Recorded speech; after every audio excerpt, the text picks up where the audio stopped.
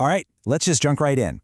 What if I told you there are these invisible rules kind of secretly shaping your life right now? And I'm not talking about magic or some grand destiny. Nope. We're talking about a set of real, fundamental laws that are actually dictating your successes and, yeah, your struggles too. So in this explainer, we're going to pull back the curtain on these seriously powerful principles. So let's just get right to it.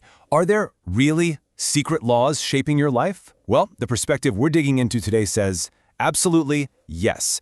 And, just understanding them, that's the first huge step to actually taking back control. Okay, first up, we're diving into this whole idea of shaping your reality. And look, this isn't just wishful thinking or something fluffy. It's about a massive shift in how you see things. It's about going from being a passenger in your own life to realizing, wait a minute, I'm actually in the driver's seat. You're the one actively creating the world you experience every single day. And this is where it gets kind of wild. Your brain literally filters reality based on what you're thinking about the most. I mean, think about it. You ever consider buying a certain type of car, say a blue SUV? And then, bam, all of a sudden you see blue SUVs everywhere. Were there suddenly more of them on the road? Of course not. They were always there. But your brain, now that it's focused on it, starts pointing them out to you. And guess what? The exact same thing happens with opportunities or problems. Your dominant thoughts become the filter for everything you notice in the world around you. So, okay, if our thoughts are the filter, what's the engine that's making all this happen? Well, that brings us to the first and probably the most famous principle of them all, the law of attraction. The core idea here is incredibly simple, but so powerful. Whatever you're constantly thinking about, you attract. It's like this feedback loop between what's going on in your head and what shows up in your life. So really, the most important question you could ask yourself right now is, what kind of signal are you broadcasting out into the universe? And yeah, you can really see the two sides of this powerful coin here. If you focus on lack, on all the problems, on everything that could go wrong, well, your brain is going to work overtime to find evidence to prove you're right. It's just doing its job.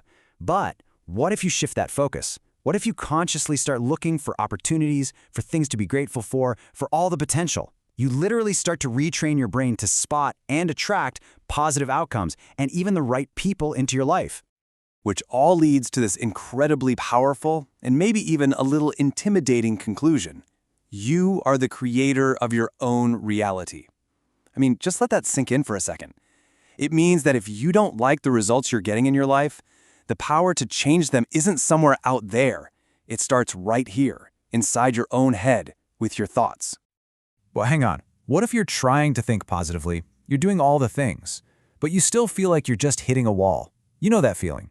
Well, that constant struggle is actually a signal, and it points us directly to our second law, the path of least effort. Oh man, we all know this feeling, don't we? It's that exhausting, draining feeling of pushing a giant boulder uphill, or trying to force a door open that just will not budge. You're putting in all this effort, you're grinding away, but you're getting absolutely nowhere.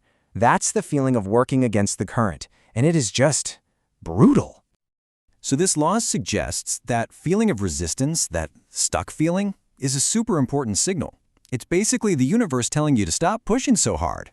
I mean, think about nature. A river doesn't try to smash through a giant rock, it just flows around it, right? It finds the easiest path.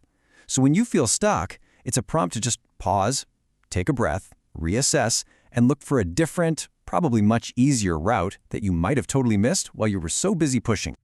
Okay, so we've covered our thoughts and our actions. This third and final law is all about how we interpret what happens to us, especially the things that feel like endings. And this is called the polarity principle. We're so often taught to see an ending as a failure, or a loss, or something just plain bad. But this principle, it flips that idea completely on its head. Think of it like a coin. You can't have a heads without having a tails, right? They're part of the same thing. In the exact same way, you cannot have an ending without a new beginning being attached to it. They are literally two sides of the very same event. So, that project at work fails. Is it just an end? No. It's the beginning of you applying all those tough lessons to the next thing, which is going to be way better. A relationship ends. Is it just a closed door? Or is it the start of a whole new chapter of getting to know yourself again? It's all about learning to see the opportunity that's hiding inside the closure. So, how do these three laws actually fit together? Well, they form this incredibly powerful framework.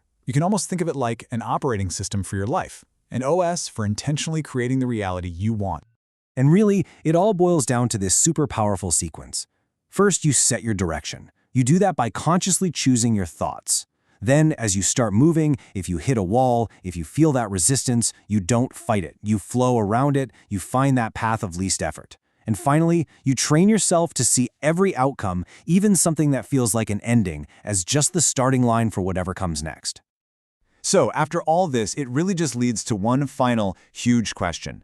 Now that you know you're the creator, that you're holding the tools of thought, action, and perspective right in your hands, what are you going to create next?